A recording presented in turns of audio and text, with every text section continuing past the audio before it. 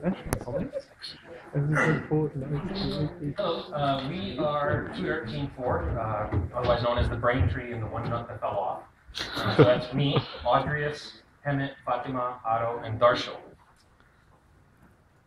The approach we took when analyzing our results was we focused more on our behaviors reflect our scores. You can see here, Audrius prefers to think before he does and prefers to do it now rather than delay. Darshil, he believes there should be an unequal distribution of power. That basically translates into he lets us do most of the work. And, he feels comfortable just managing. There you go, he's a delegator. Work while you work, play while you play, there should be a time for everything. Pretty self-explanatory, but that comes through as well in terms of, those of us who are very focused on, okay, now we're meeting, time for joking is over, let's just focus on the task at hand. That's typically Darshil keeping us in line. Otto, homo homini lupus, is a Roman saying, essentially saying man is a wolf to man. It reflects his very low opinion of humanity in terms of good and evil. In order to be creative, you must be structured. The way Otto addresses problems, addresses interactions within our group, is typically a very thought-out, structured response. I'm 100% Indian. I don't give much thought about the future. That would be Hamid. Hamid, I'm going to let you explain that one. Or not. Basically, Hamid had one key criteria that was he had trouble grasping when we went through our analysis. Hamid's a very religious person. He's very superstitious. Yet his score showed him not to be as influenced by outer forces in terms of the spirituality, subjugation component of it. So he felt very compelled to let us all know he is 100% Indian. In thought, behavior, mannerism, everything. But he does act in the here and now. So in our group meetings, oftentimes we'll find ourselves stuck on one topic rather than the fact that we have two other topics coming in 2 weeks that also have to be addressed. I always think about consequences in time. That's Fatima.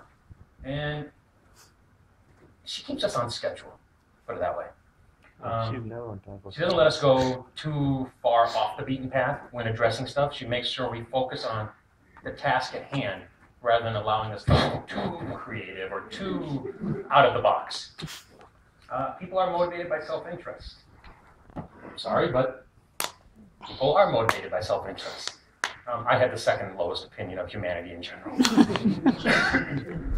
Family should always come first. This is the one criteria in which I was significantly different than most Pakistanis on my results, in the sense that I have a higher sense of that family should come first than the rest of my countrymen, which I'm not sure how that came out or what I answered to cause that, but... Because you were brought in US, that's the reason. Yeah, but the family structure is much more prevalent in Pakistani culture than it is in American culture. For example, when I wanted to move out of the house, my parents thought it was a foreign idea. Why would you want to move out of the house? We feed you, we clothe you. They couldn't understand that concept. To go to my parents and borrow money is a foreign concept. You're a child. Everything we have will one day be yours. Why are you asking to borrow it? So that's why I find that odd. Yes, I grew up in the American culture, but at home it was a Pakistani culture. And why the American part didn't come through, whereas it did for some other factors, was rather interesting. How many years did you spend in America? Most of my life. I was born in Pakistan, and then my parents came here when I was like 1.5. So when I speak my own native language, I actually have an English accent. I'm like the reverse of the 7-Eleven guy in America. When you speak English, you're an American. Correct. Wow.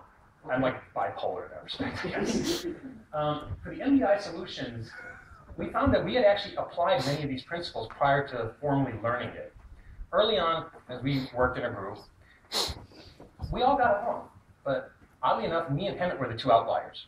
We would both be talking about the same exact subject, but we'd keep missing each other.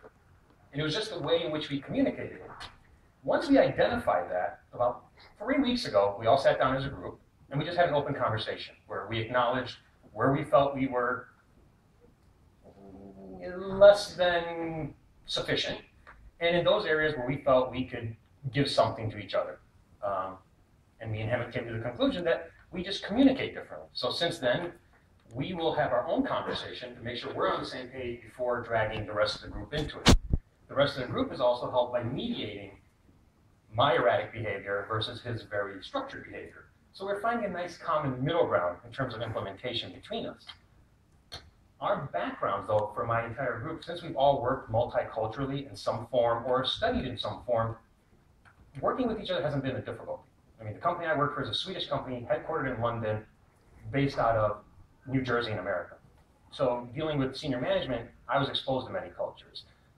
Otto studied for the last 5 years in multicultural universities. Fatima traveled through Africa as part of her job. So Hamid spent a considerable amount of time in Asia. So we all already had a certain degree of dealing with other cultures and knowing that the way I say something shouldn't be taken offensively because you've met fat, lazy Americans before. You know, so we already knew these things. We actually work pretty well together. We don't meet often. We work independently and we come together when need be. None of us really likes to sit there and have long circular conversations, so we don't have a lot of meetings, and it works well to our strengths. It allows us to go do what we need to and come back to it, and that'll become clear in our next slide. The only stereotypes we rely on is when we need to pick on each other, quite honestly. Although I will say the Daisies are always late. I'm always late. Hamid's always late. Darshil isn't, but we suspect he was adopted. Educational differences.